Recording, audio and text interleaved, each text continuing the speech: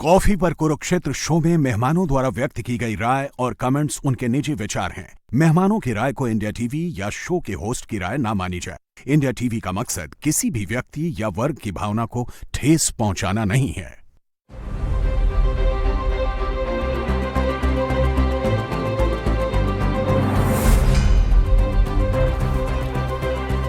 नमस्कार, बहुत स्वागत आप सभी का आपके प्रोग्राम कॉफी पर कुरुक्षेत्र में। मैं हूं सौरभ शर्मा आपके साथ। हम बातें खुलकर करते हैं और वो बताते हैं जो कोई और आपको नहीं बताता। और आज मुद्दा बड़ा गंभीर है व्यूअर्स।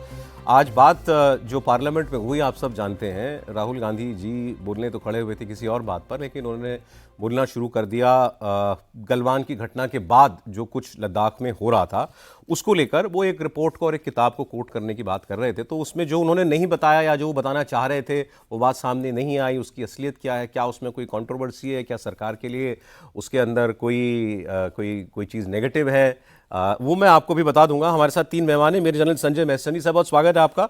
मेरे जनरल अरविंद भाटिया हमारे साथ हैं, सर आपका बहुत स्वागत है। और जियो पॉलिटिकल एनालिस्ट हैं वैभव सिंह जी हमारे साथ हैं, वैभव आपका बहुत स्वागत है। मैं एक शुरुआत में एक बात लेकिन बता देना चाहता हूँ अपने, क्योंकि मेहमानों को मैं इसमें इंक्लूड करूँ उससे पहले, कि हम बात तो करने वाले थे आज पाकिस्तान पर, बलूचिस्तान में जो बहुत बड़ा हमला हुआ है BLA का।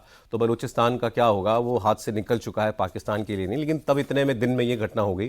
तो हमारे गेस्ट तो तैयार क्या आए थे आज उस मुद्दे के लिए। और मैं इस बात की भी रिस्पेक्ट करता हूँ कि एक आदमी सर इतनी सीनियर पोजीशंस पे रहे हैं, एक जनरल, एक फेलो जनरल के ऊपर, उसकी बुक के ऊपर जो घटनाएं आपने खुद नहीं देखी या उसके सारे पक्ष आप नहीं जानते, मे बी आप उस पर कमेंट ना करना चाहें, रिस्पेक्ट दैट।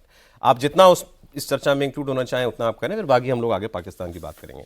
हुआ क्या, मैं आपको 2-3 तस्वीरें दिखा देता हूं। सबसे पहले एक तो ये वो आर्टिकल का जो राहुल गांधी आज लेके गए थे पार्लियामेंट में, ये उस आर्टिकल की पहले पन्ने की कॉपी है।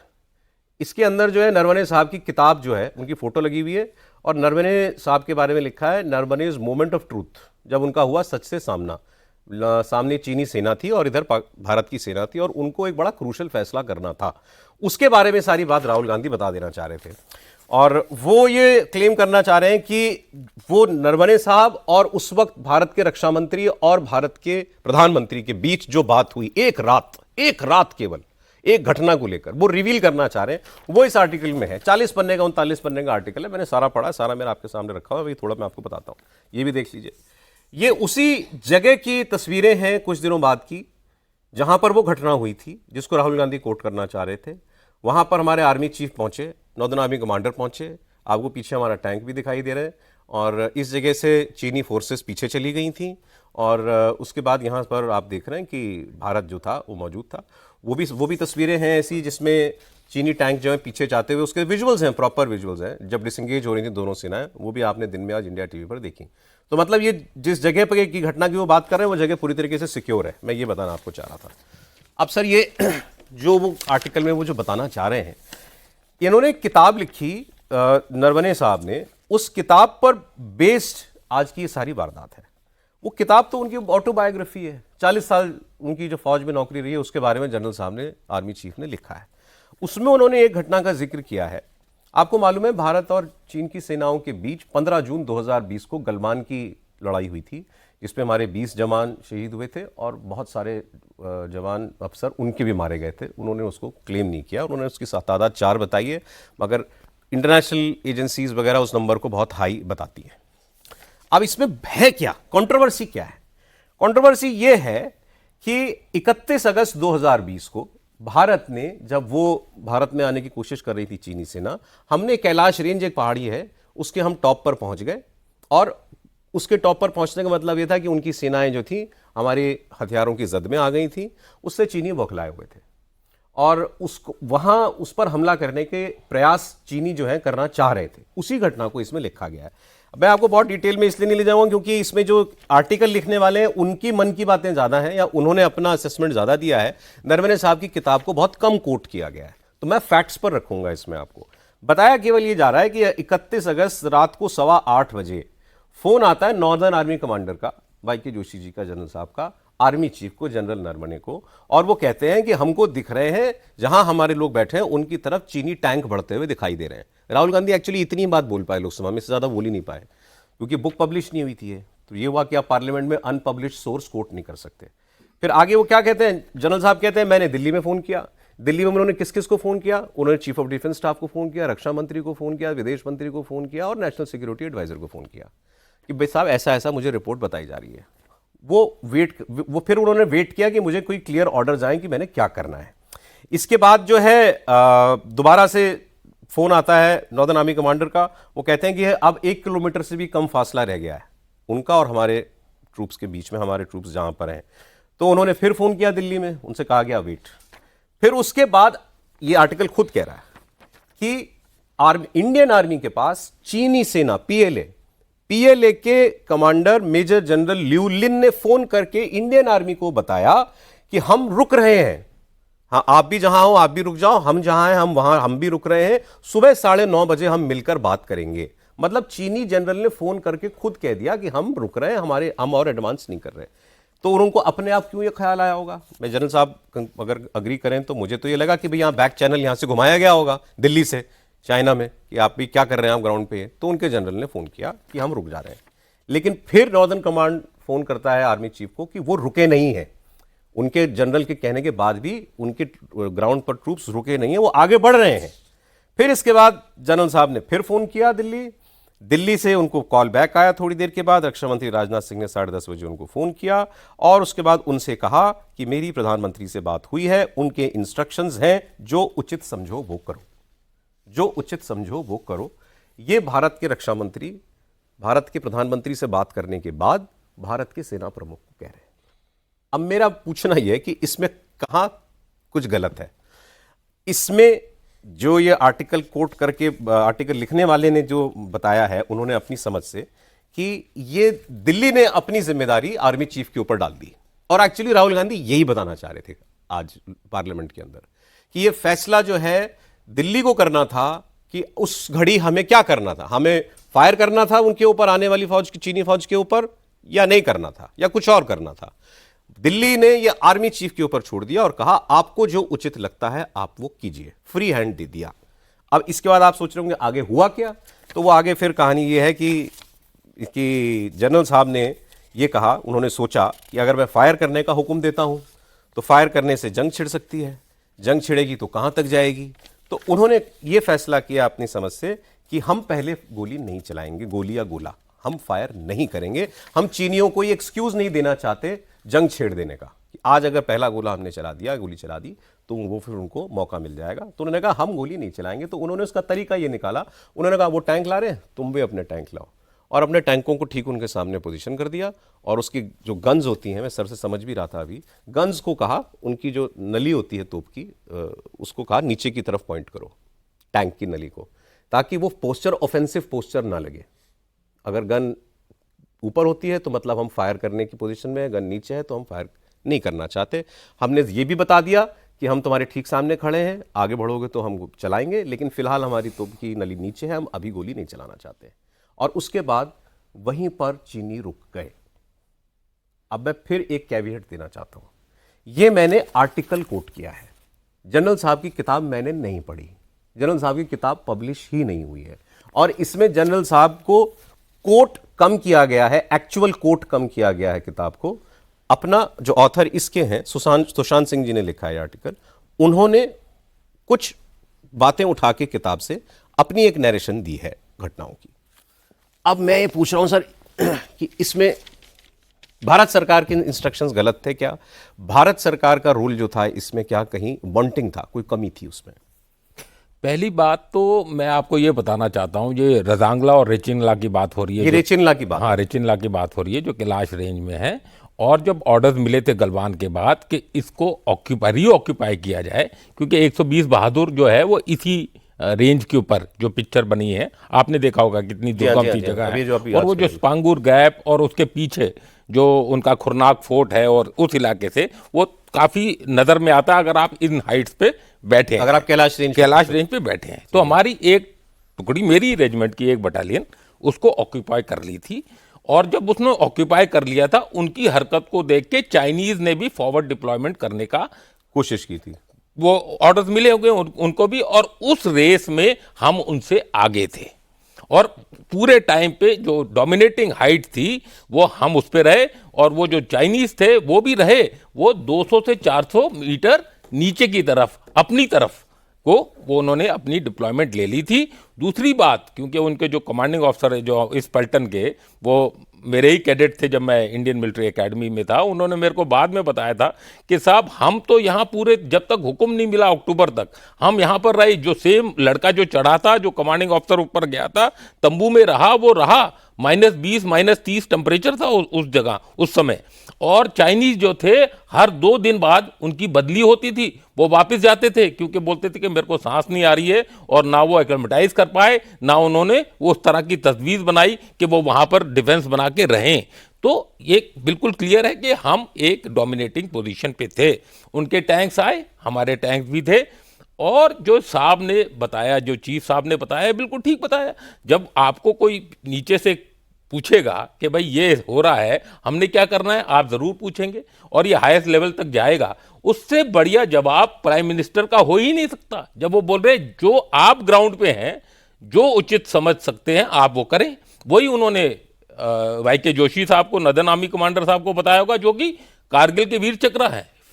उसमें ये भी लिखा है कि जो नॉर्दर्न आर्मी कमांडर थे उनका ये मानना था कि हमको फायर करना चाहिए। बिल्कुल, तो ठीक है, वो एक ऑफेंसिव पोस्चर लेना चाह रहे थे।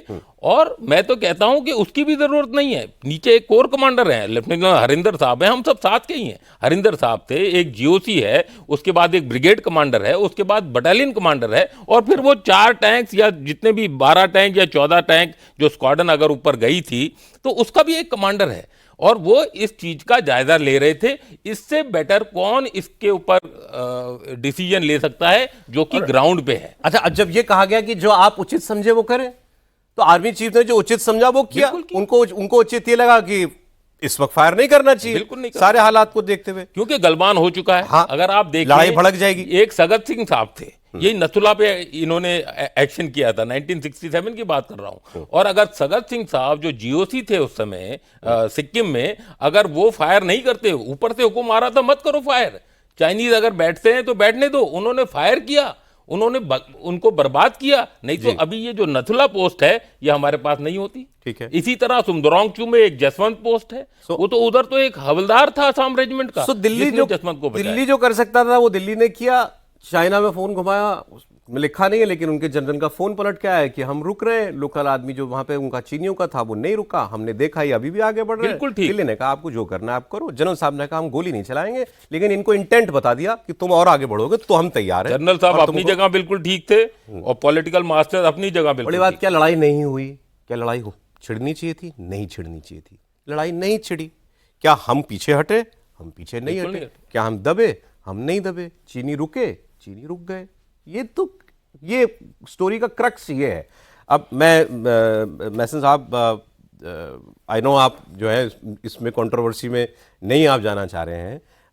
एनीथिंग यू वांट टू से इसमें? क्या कहीं मैं दूसरी चीज पूछ रहा हूं आपसे, नॉट ऑन दिस इंसिडेंट, क्योंकि ये कहीं इसको नरेशन में ये भी बताने की कोशिश की गई है कि ये कौन तय करेगा जब लड़ाई के हालात हैं, फैसला किसके हाथ में होना चाहिए? फैसला पॉलिटिकल लीडरशिप के हाथ में होना चाहिए या फैसला मिलिट्री लीडरशिप के हाथ में होना चाहिए? It is a general question, if you want to comment.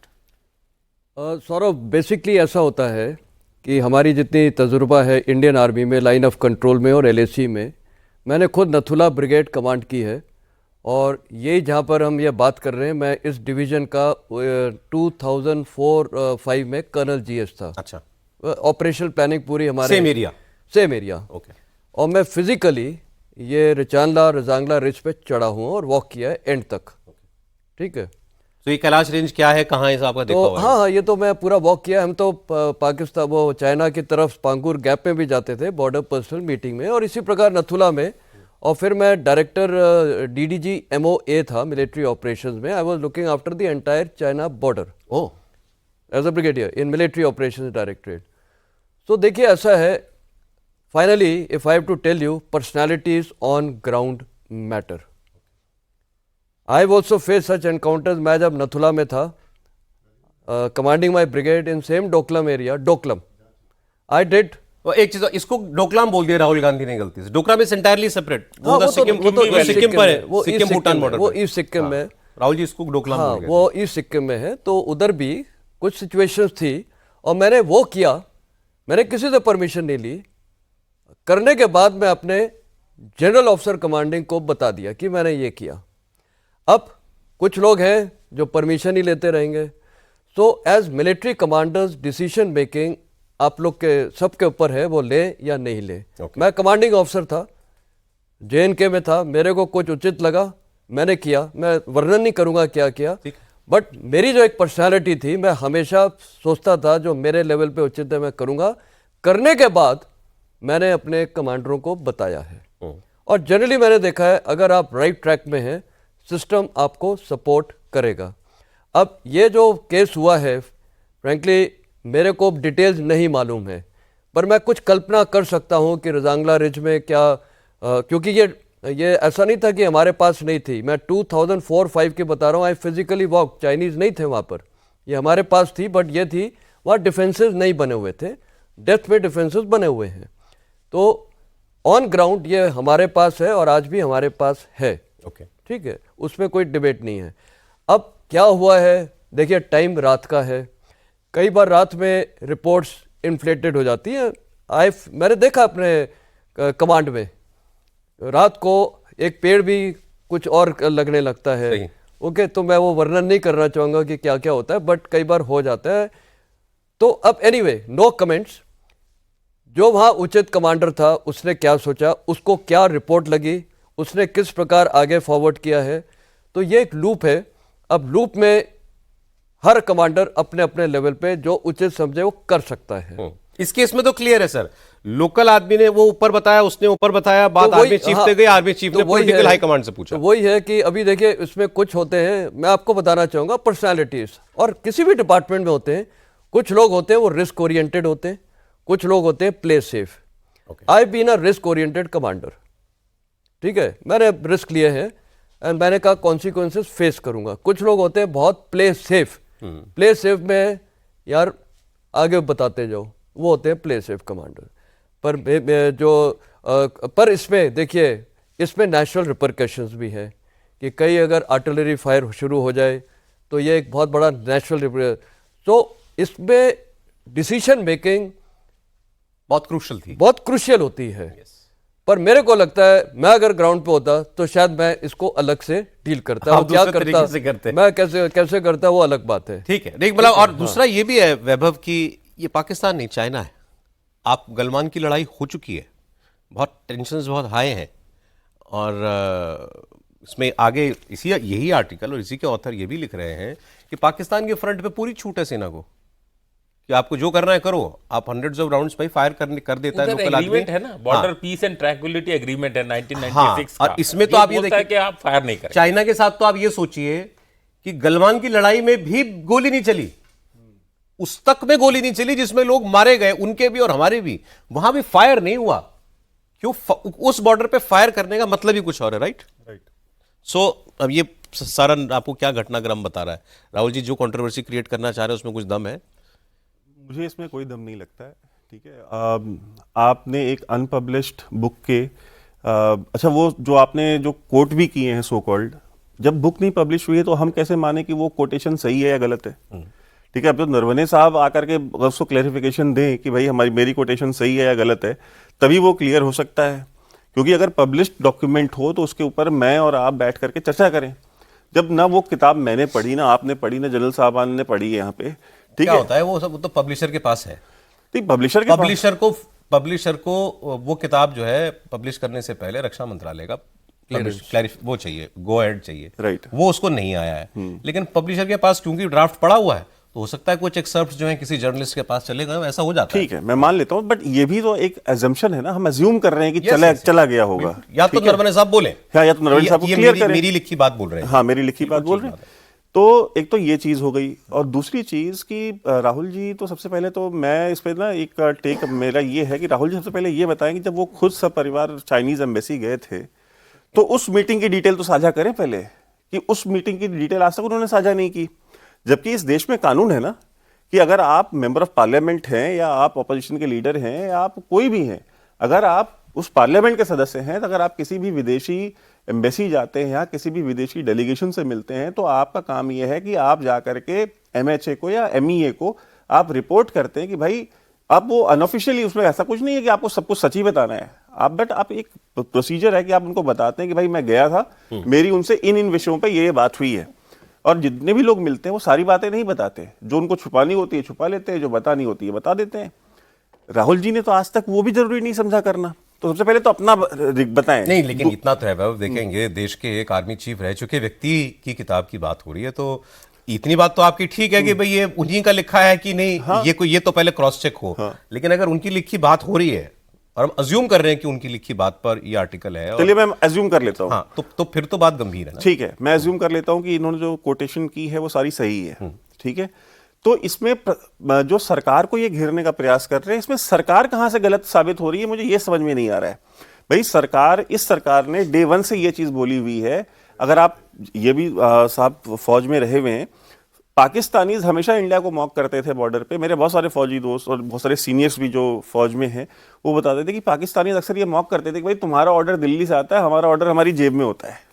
ठीक है, बॉर्डर के ऊपर। बिल्कुल ठीक है, ये रहा है, ये प्रोसीजर हमेशा से भारत में। ये 10 साल में चेंज हो गया।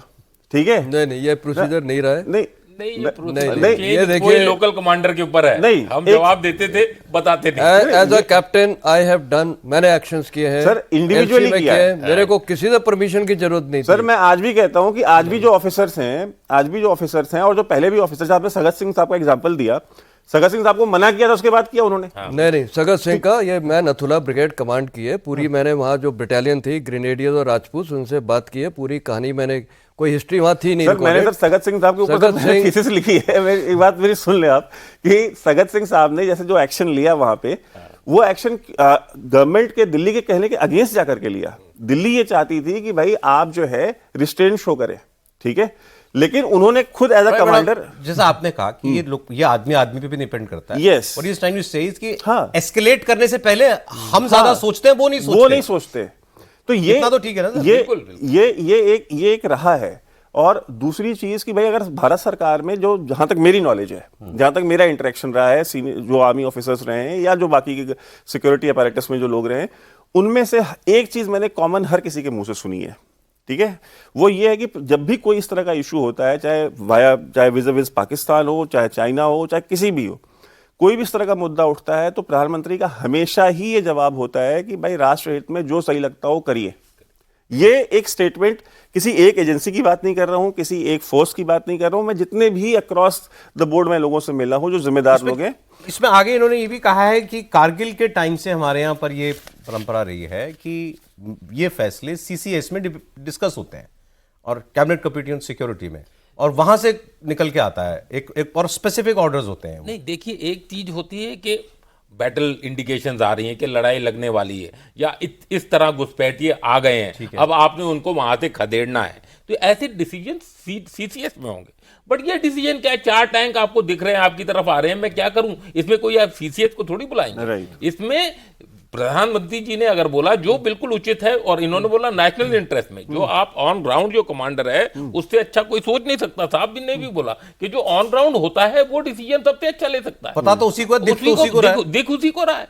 तो ये जो किया है इसमें तो कोई कंट्रोवर्सी नहीं है। मैं पार्लियामेंट की क्या नॉर्म्स हैं, पॉलिटिक्स छोड़ रहा हूं, बट अगर आप इस जो नरावने साहब ने लिखा है, अगर उन्होंने लिखा है और जो प्रधानमंत्री से उनको डिसीजन मिला है, इसमें तो कोई कंट्रोवर्सी है ही नहीं।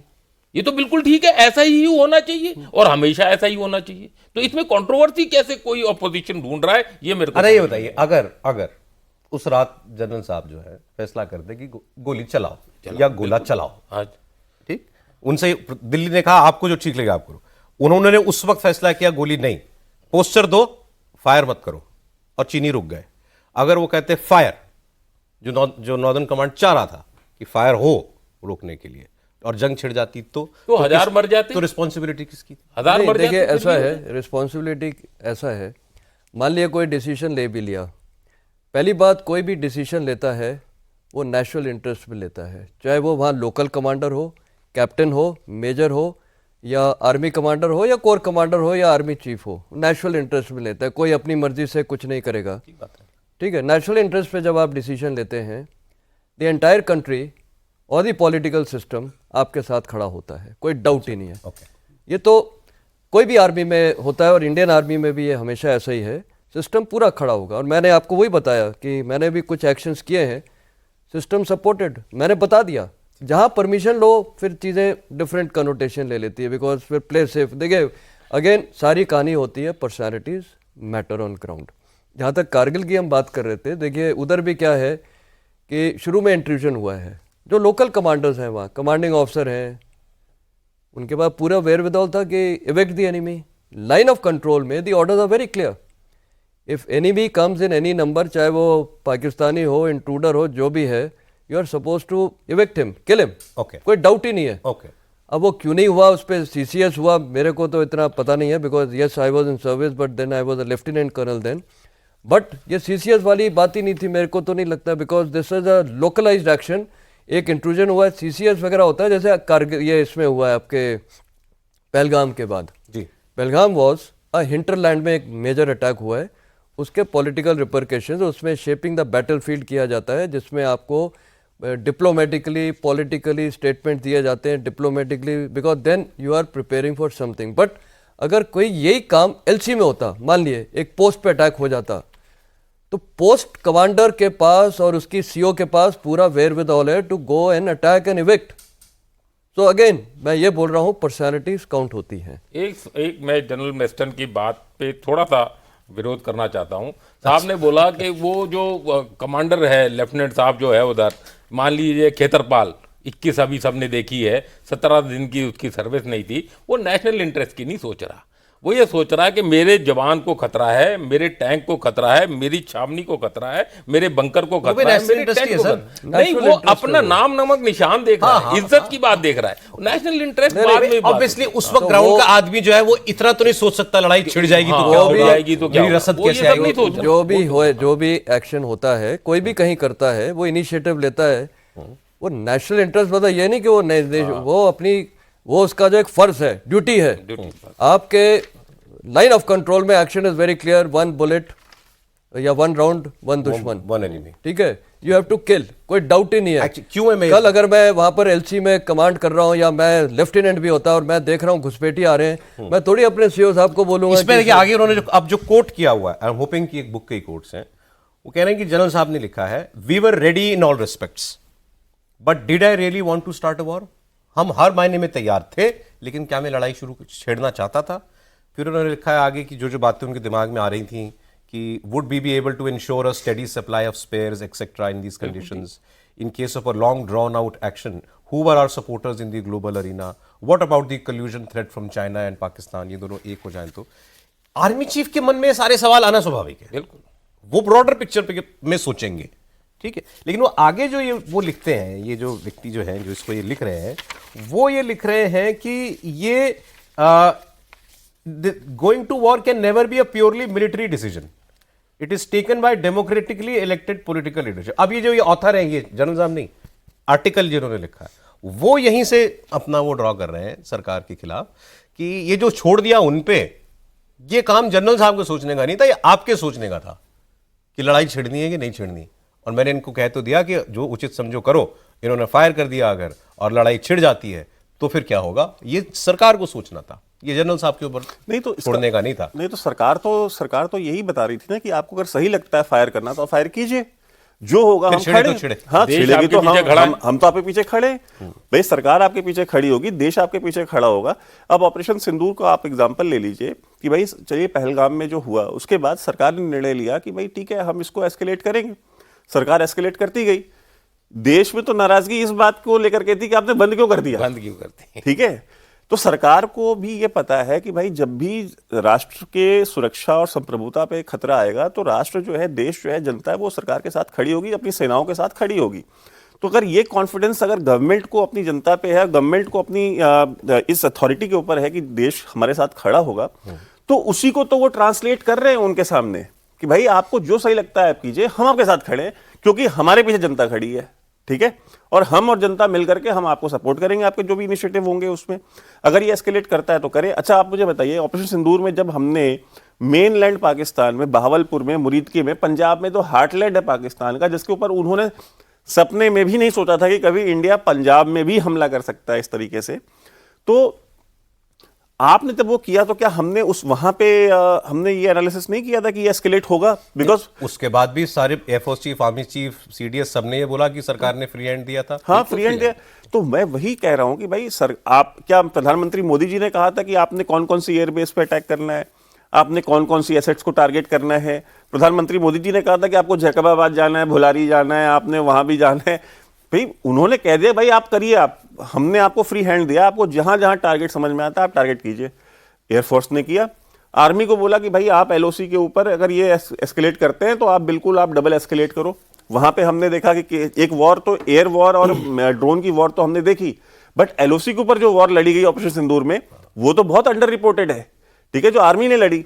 वहां पे क्या मोदी जी ने कहा था आपने कोटली पे अटैक करना है, आपने जो है यहां पे अटैक करना है? नहीं भाई, वो फौज का डिसीजन है, वो फौज ने करना है। प्रधानमंत्री मोदी जी ने अपनी सहमति और अपना इंटेंट जाहिर करना है कि भाई मेरा इंटेंट ये है कि आपने ऑफेंसिव रहना है। अब आज तो राहुल जी नहीं बता पाए ये सारी बातें पार्लियामेंट में, 2-3 बार उन्होंने कोशिश की है। अब देखिए कल जो है ये फिर ये शुरू होगा। सर आज तो मैं माफी चाहता हूँ, वैसे मैंने आपको फंसा दिया आज। नहीं यार अगेन आई विल से, मैं ये फिर मैं इसको रिस्पेक्ट करता हूँ कि उनको सब्जेक्ट कुछ और मालूम था, बट स्टिल सर आपने हमें कुछ इंसाइट्स दी इसके अंदर। बहुत शुक्रिया सर। अब कल आपको बुलाऊंगा तो बता के बुलाऊंगा। जनरल मैजिस्ट्रेट जनरल भाटिया, बहुत शुक्रिया आपका। वैभव, बहुत धन्यवाद आपका, बहुत शुक्रिया। आप देख रहे थे कॉफी पर कुरुक्षेत्र।